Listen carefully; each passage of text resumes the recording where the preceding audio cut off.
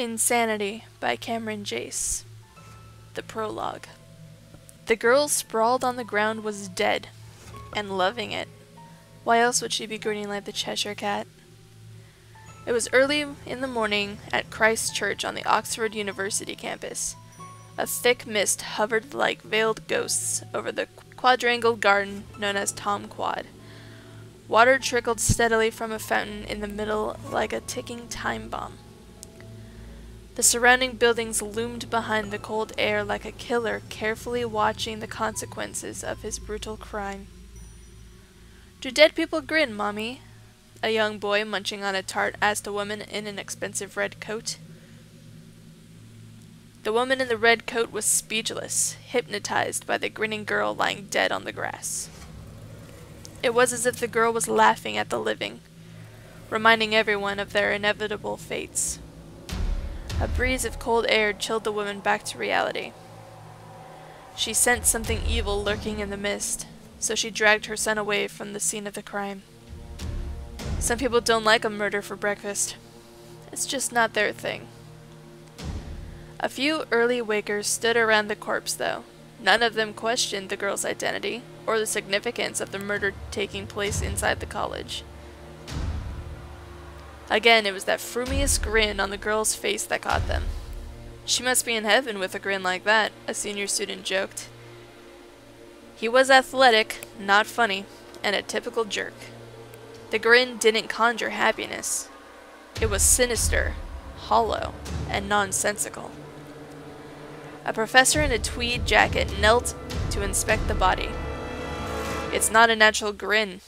Someone did that to her," he declared. "Oh my God." He looked away from the corpse, cupping his mouth with his hands. "What is it?" Senior Jerk panicked. A nerdy girl with thick glasses appeared from the mist, then knelt next to the professor. "What is it?" she inquired. Her lips and cheek were sewn up with a needle, baring her teeth to look like she was grinning. "It's sick," Professor Tweed said. "It's bloody gross," Senior Jerk mooed like a cow. "Look what I found." Nerdy girl held a tattered copy of Lewis Carroll's Alice's Adventures in Wonderland in her hands. An original library edition from 1865. The dead girl was gripping it. She had it open to this page. What page? Professor Tweed's curiosity seemed to have cured his nausea. "This one, where Alice tells the Cheshire Cat she often sees a cat without a grin, but never a grin without a cat. It's highlighted." Nerdy girl's mouth hung open, and she locked eyes with Professor Tweed before she stared at the grinning girl. "Is this some kind of sick joke?" Senior Jerk growled, craning his ogre-thick neck. "May I see the book?" I said in my raspy voice.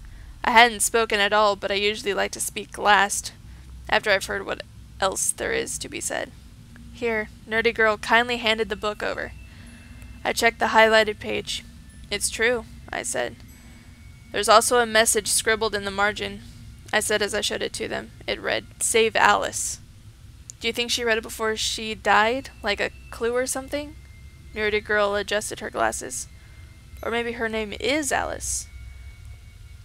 She rummaged through the dead girl's pockets looking for an ID. "I don't think so." I pointed out the necklace dangling from the dead girl's neck. "It says her name is Mabel." "I know who killed her," another squeaky voice popped in from the mist. It belonged to an old woman, hunching over her wriggling cane.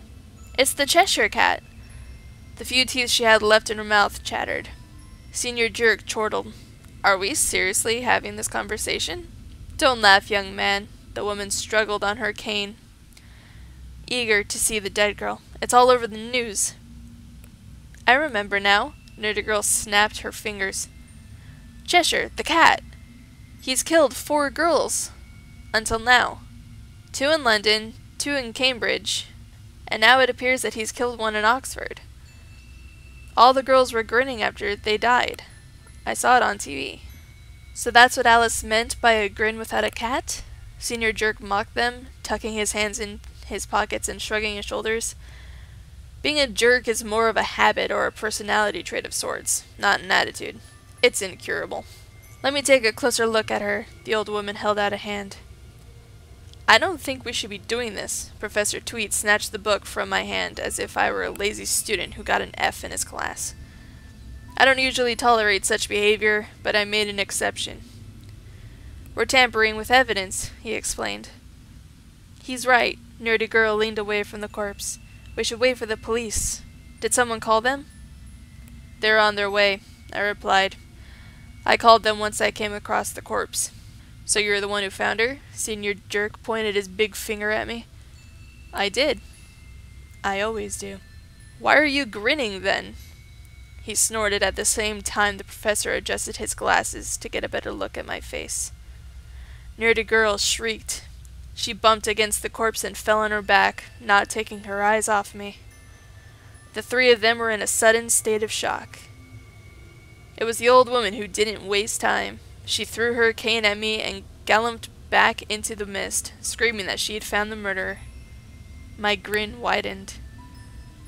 I wondered whom I should kill first. Professor Tweed, Nerdy Girl, or Senior Jerk.